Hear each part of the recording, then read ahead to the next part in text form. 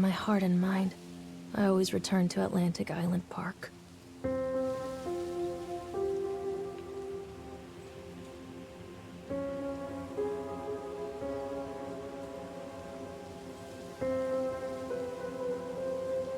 Where's Mr. Bear? I haven't seen Mr. Bear, Callum.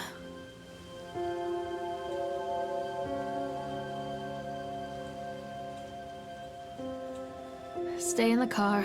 We'll go and ask information.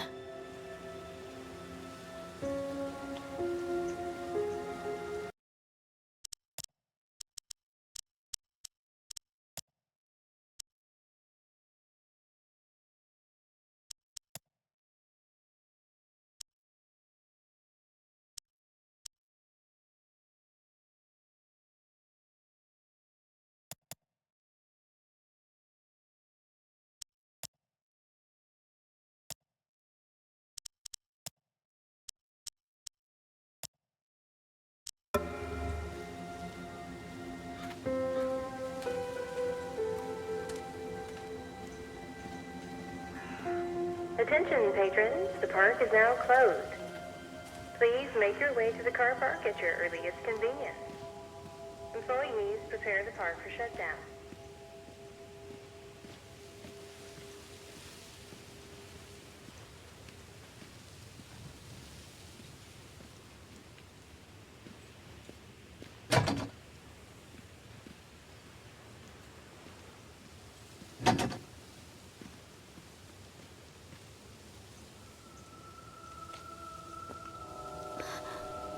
What?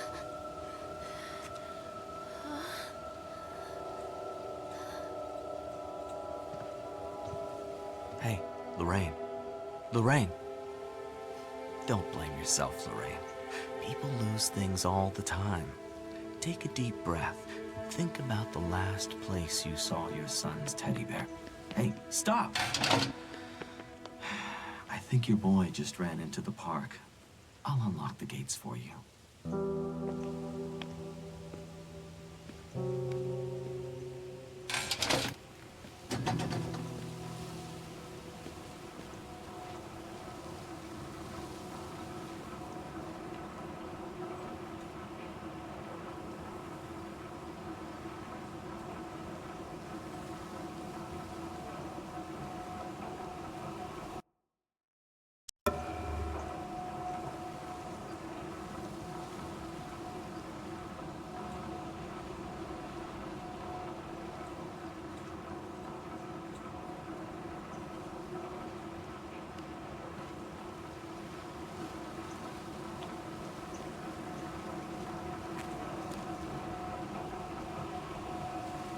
There's something special about the entrance to an amusement park.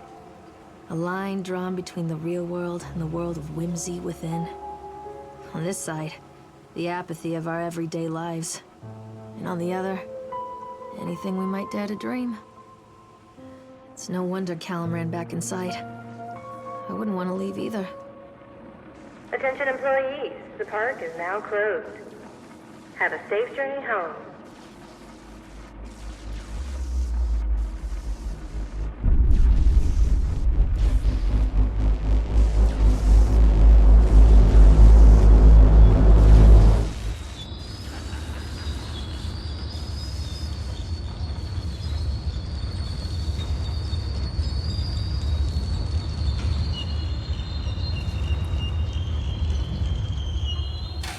Oh God. The park. What happened here?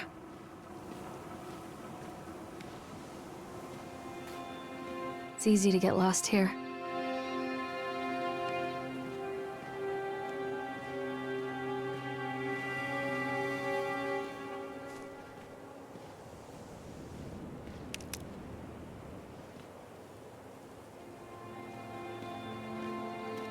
You can't catch me.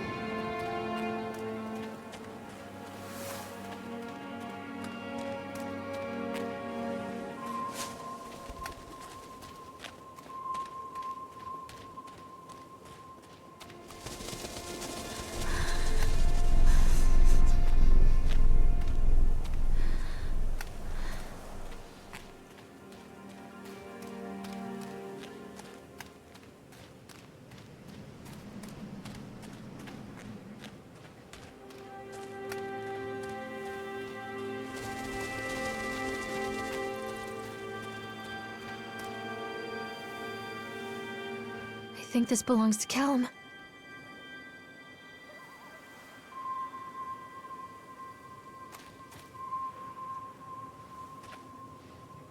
Chad the Chipmunk, huh? Just a drunk guy in a suit.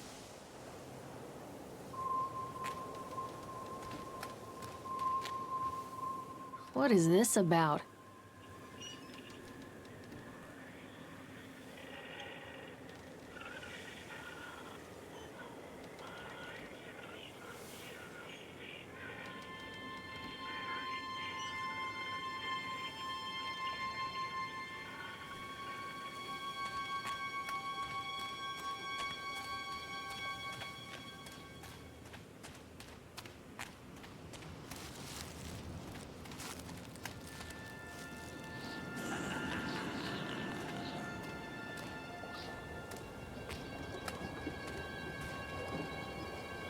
Callum, stay where you are!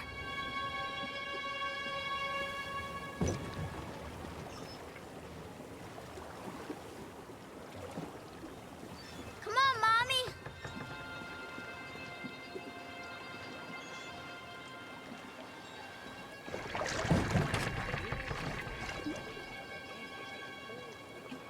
His wife and his 2 children. A boy named Hansel. They were very poor and had very little to bite or suck.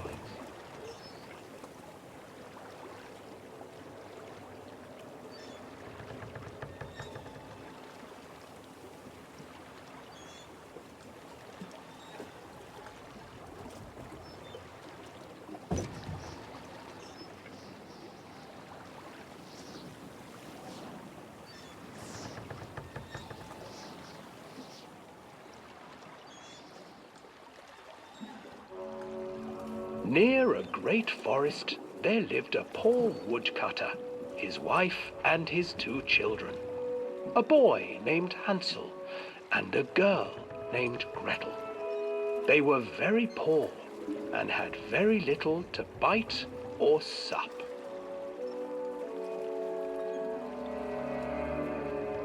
"What will become of us?" the woodcutter asked his wife one night. "I tell you what, husband, we will take the children into the thickest part of the forest tomorrow and abandon them there." "No, my wife, I cannot do that," said the man. "Then we will all 4 starve, you fool." Hansel and Gretel overheard their parents talking, and Gretel began to weep. "Do not fret, Gretel," Hansel said. He crept out of the hut and gathered white stones from the ground to fill his pockets.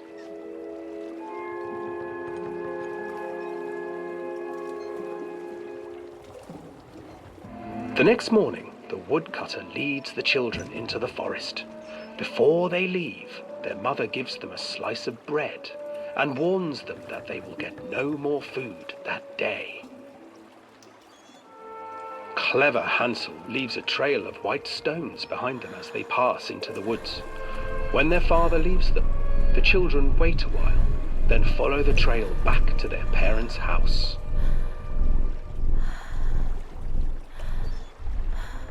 After receiving a thorough scolding from their parents for getting lost in the woods, the children are sent to bed without any supper.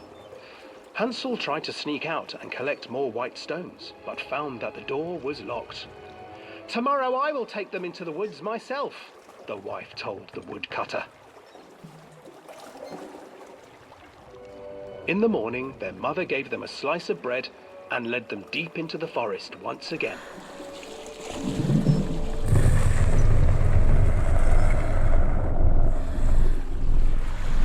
Hansel broke his bread into pieces and left a trail of breadcrumbs to lead them safely home. But hungry-eyed birds snatched up the breadcrumbs and his trail was destroyed. Abandoned by their parents and unable to find the trail home, the children wandered in the forest for 3 days.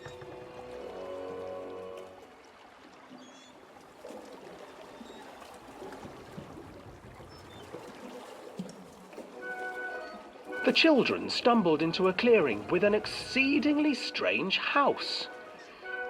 Its walls were made of gingerbread, and its windows were panes of clear sugar. Hansel, desperately hungry, ran forward and began to nibble on the walls.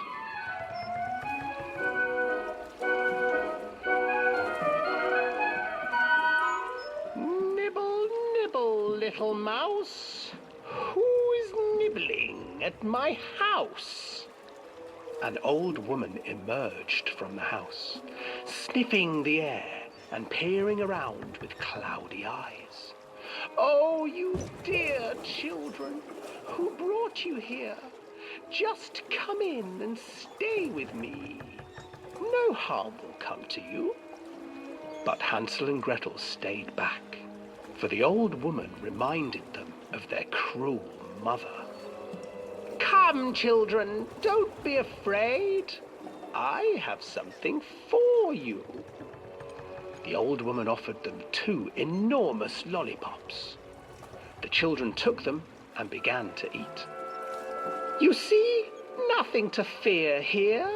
Come inside, the old woman urged, and the children, still licking their sweets, followed.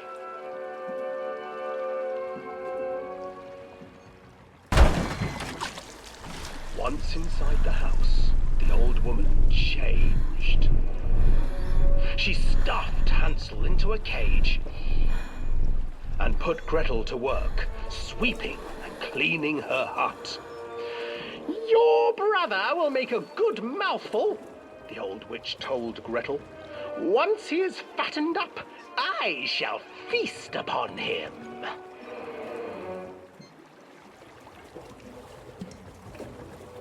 Time passed, and poor Hansel refused to eat, fearing the day that the witch would eat him. The witch, for her part, grew impatient. Today I will cook and eat your brother, Gretel. Climb inside and light the oven. But Gretel pretended not to understand. I do not know how. Where is the opening? Fool, the old witch said. The opening is here. And she moved to show Gretel. Seizing her courage, brave Gretel gave the witch a shove, and the old crone tumbled forward into the oven. Gretel slid a large iron bolt over the door to the oven. Gretel freed her brother Hansel, and together they lit a fire beneath the oven. And though she screamed and begged, the children sat by the oven until her screams had stilled, and the witch was cooked. And then, because even children can't survive on sweets, they divided up the body of the old witch and ate her.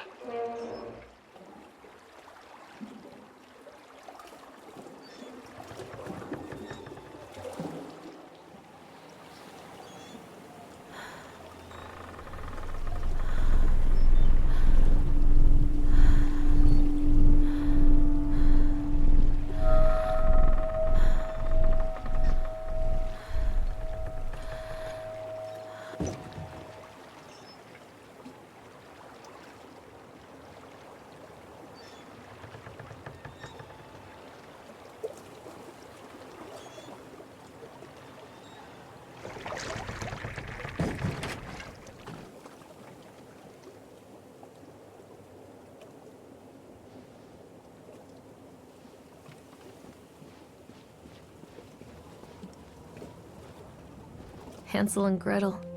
I used to read it to Callum when the electricity was shut off. Those poor children. The whole world against them. The forest, the birds, the old witch, even their own parents. I used to imagine that Callum and I were the kids in that story. Not mother and son, but brother and sister, hand in hand against the unkind world. We were always hungry, looking for our own house made of candy. Looking for the sweetness that could take the pain away. Hunger leads people to desperate, terrible places where the tree branches reach like claws.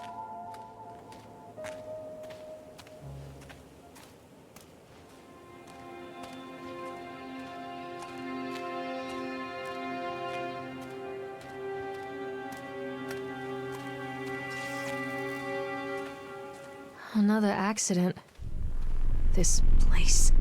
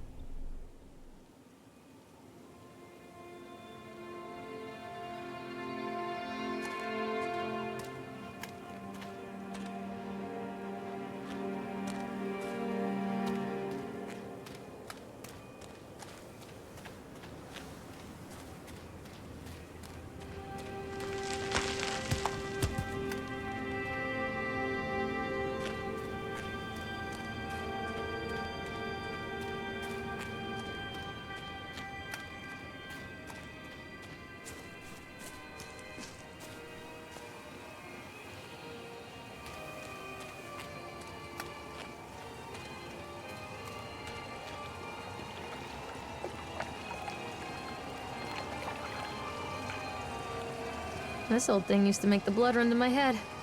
Make me dizzy. The guy just snapped. Those poor kids.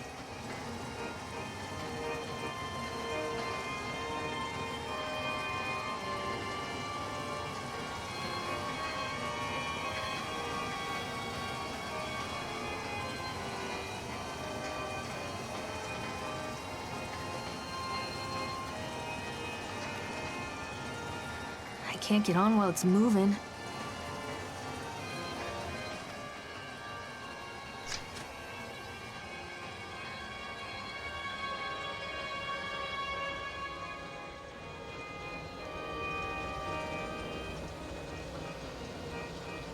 I can't get on while it's moving.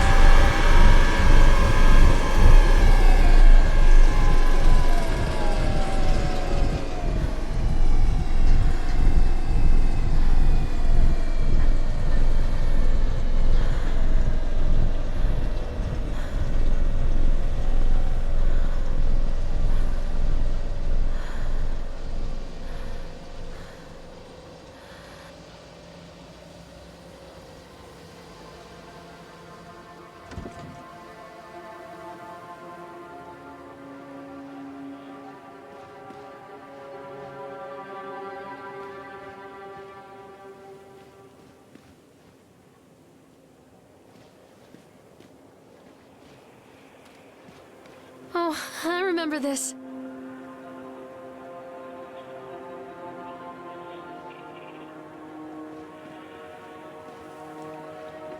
Treachery hides in thoughts.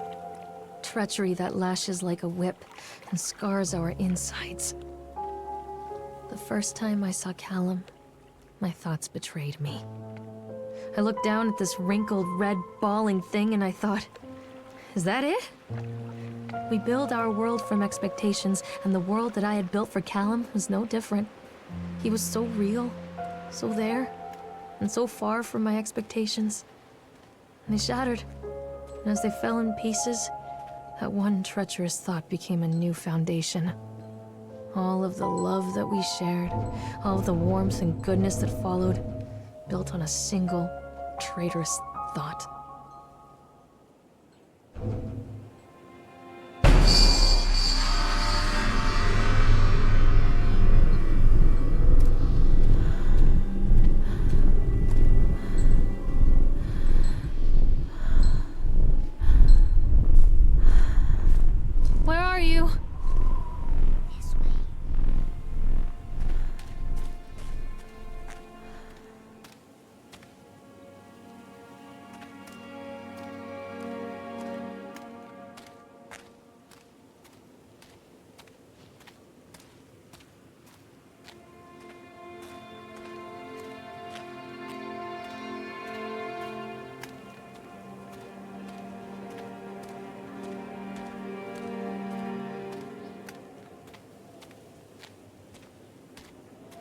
Constant crashes and 80s music. I guess it floats someone's boat.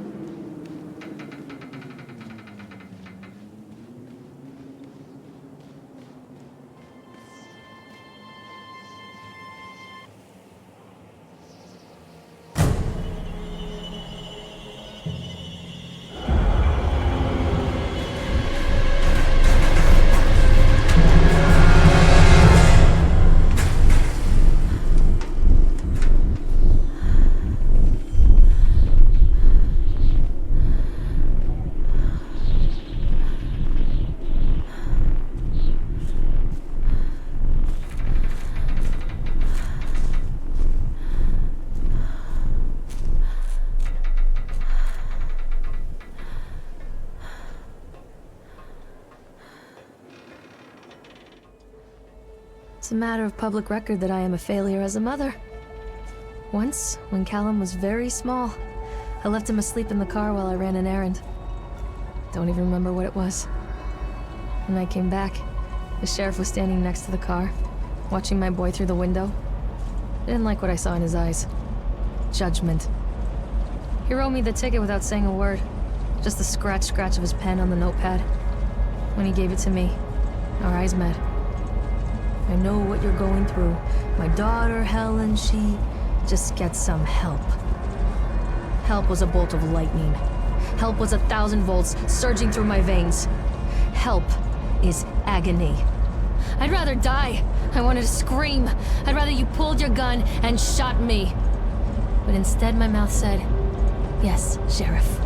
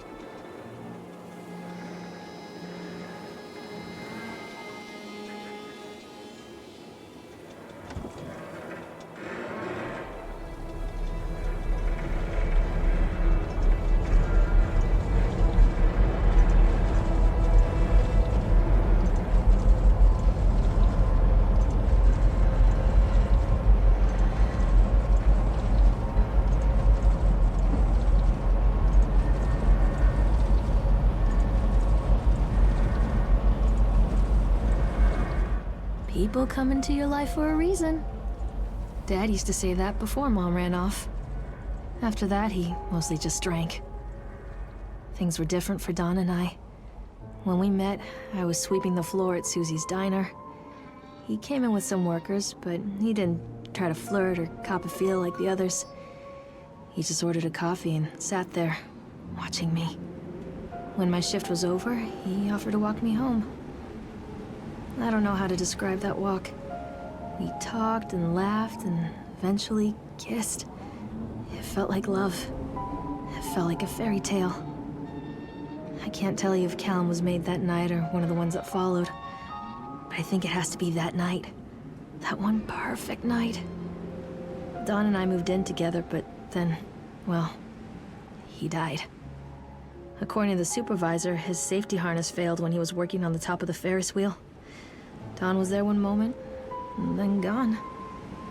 Sometimes people leave your life for no reason. I was 3 months pregnant with Callum. Fairy tale fucking over.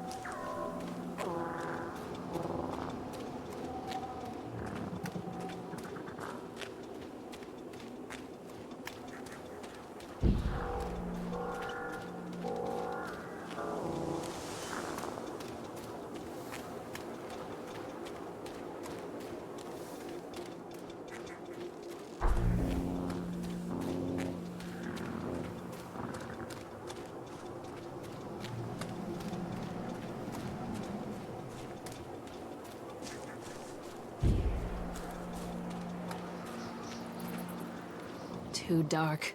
I'm not going in there without a flashlight.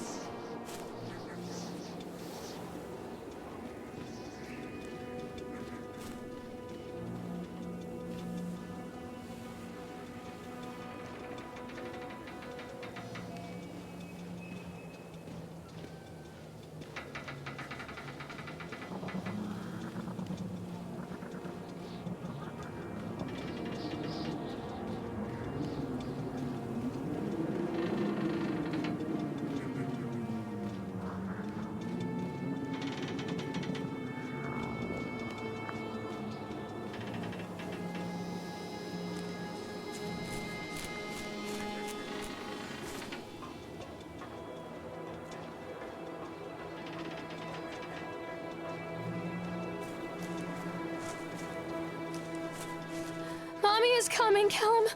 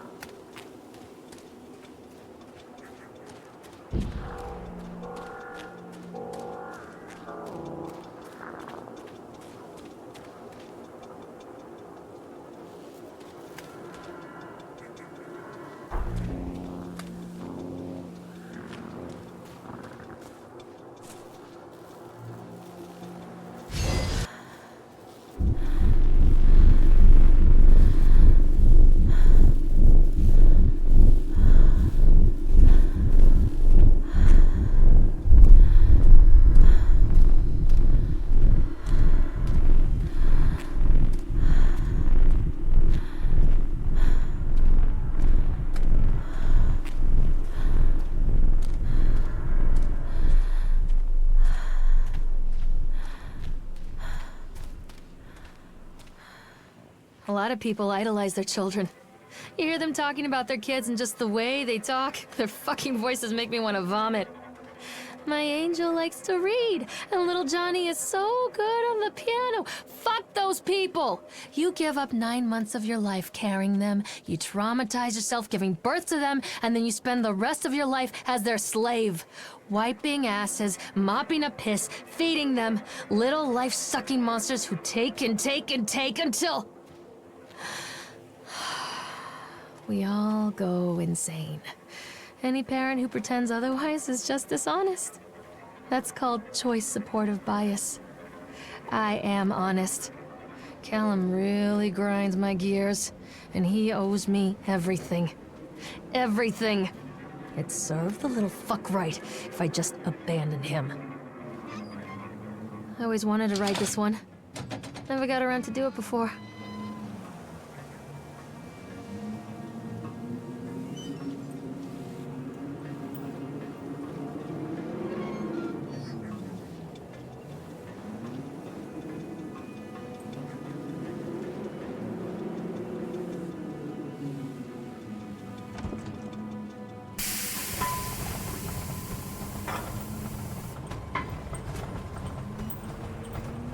What do you want?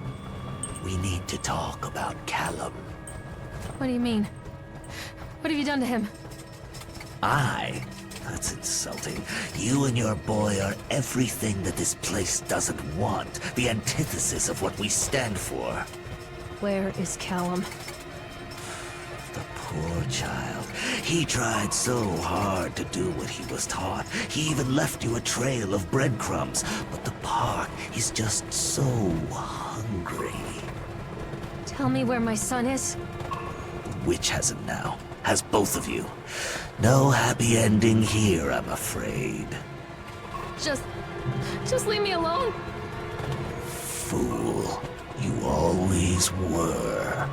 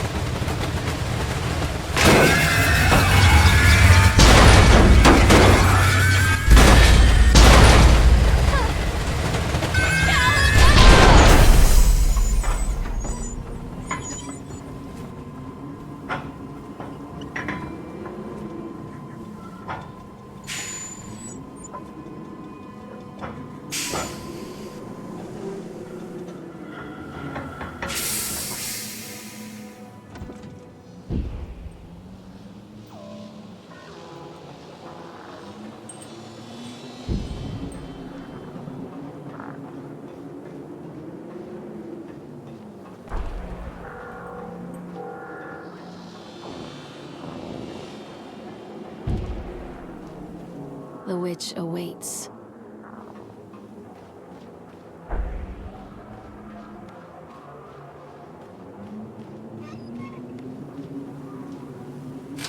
Callum has bruises on his arms, finger marks. Someone has been hurting him! I've asked him, demanded really, to know where he got the marks. But he doesn't want to answer me. Something has scared him into silence. He doesn't dare talk. He's been changing too. Something sinister lurks in the darkness behind his eyes. I catch him staring at me at odd moments. In the night, he tosses and turns and cries out words that I cannot understand. When I try to soothe him, he snaps and bites at my fingers. I think he wants to talk to me. I think he wants to tell me. But they are watching him every minute of every day. They are whispering to him in his sleep, changing him. They are taking my baby away from me. I can save him. There will be pain. But I love him, and in the end, he will understand why.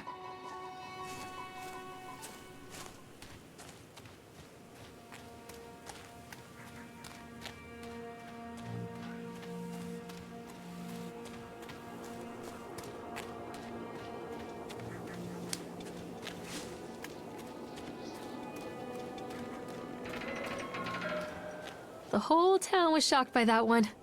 Never found out who did it.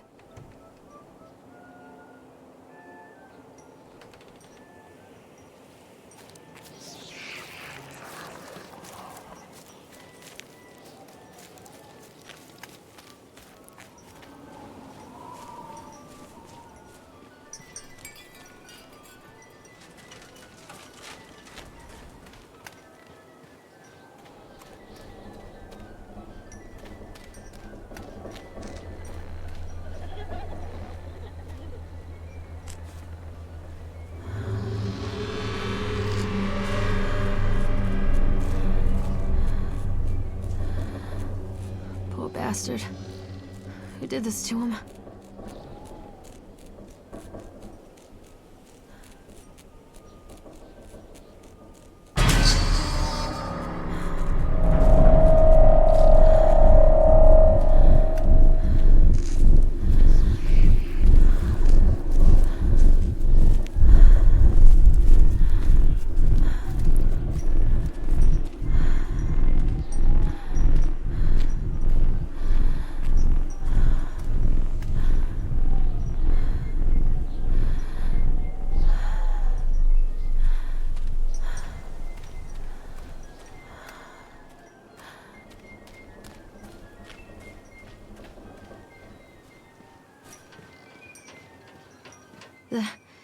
These are mine.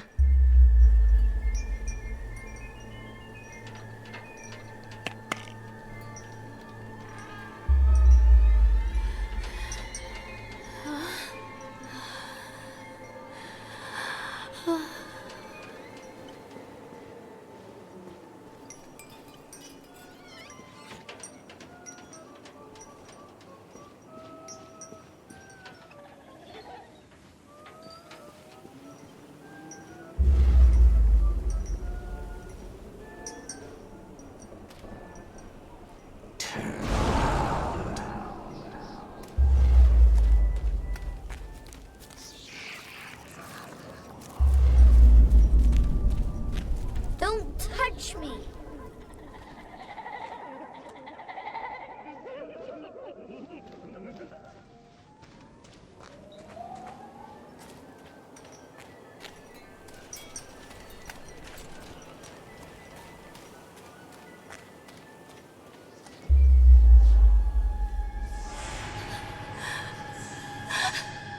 Oh God, no!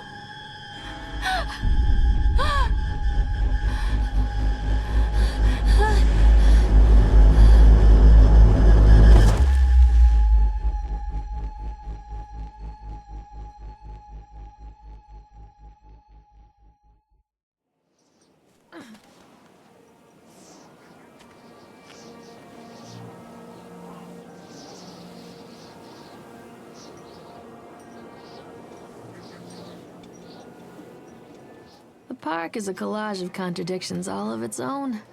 Millions of people die every year in car crashes, and the park has little cars designed specifically to simulate that action.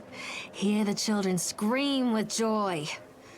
In the sideshow alley, you can walk away with 15 cents worth of mass-produced Chinese teddy bears, while a grinning carny pockets your hard-earned $5. And what secrets lie beneath the sullen waters of the lake? The tears of jilted lovers, the soiled condoms of illicit affairs, the clotted blood of the lonely suicide. And the face of the witch looms over it all. I've always despised her toothy grin and warty nose. I hate that sparkle in her weathered, watchful eyes. I think Callum is waiting for me. Inside.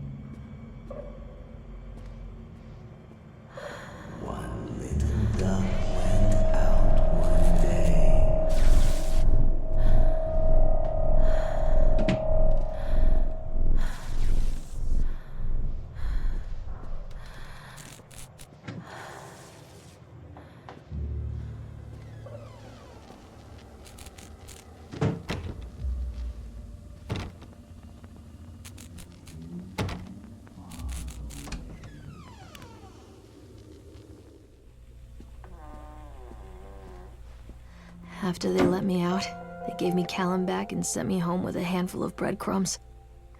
Home, bittersweet home. I barely recognized it.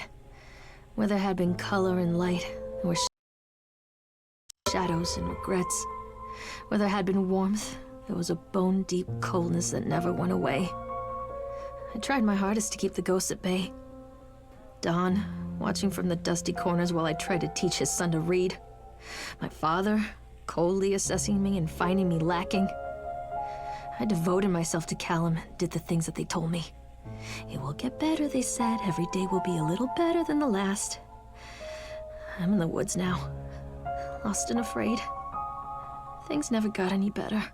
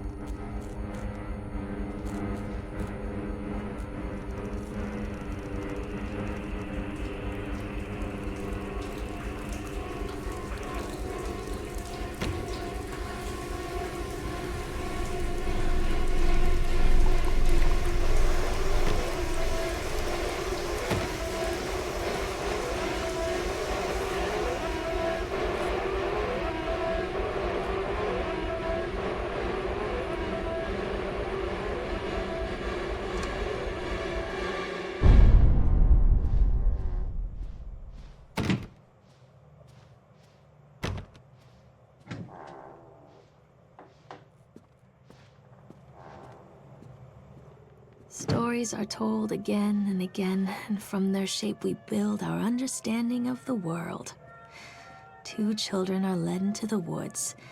They are lost for a time, but then are captured by an old witch. A child goes missing in Atlantic Island Park. He wanders lost for a time before finding his way into the mouth of an old witch. In the oldest version of this story, the mother and the witch were the same person. I never wanted to be the witch, but I am, aren't I?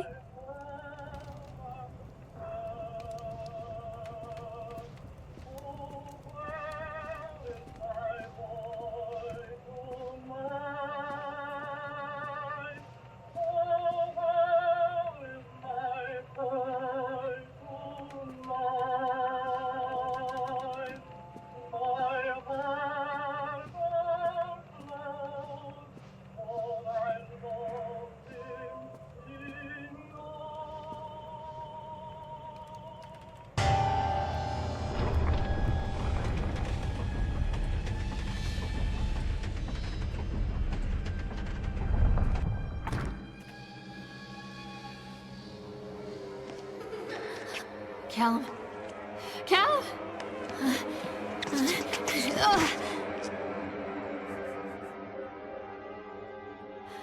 Callum? Callum?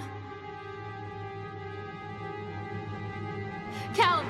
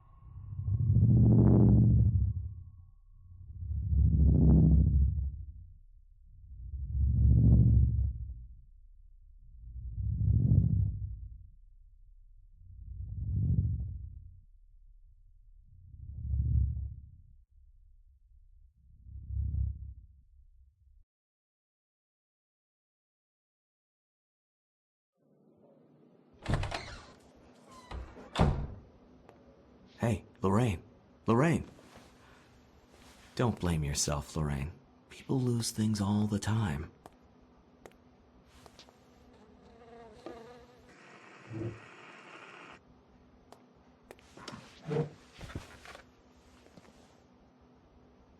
Take a deep breath and think about the last place you saw your son.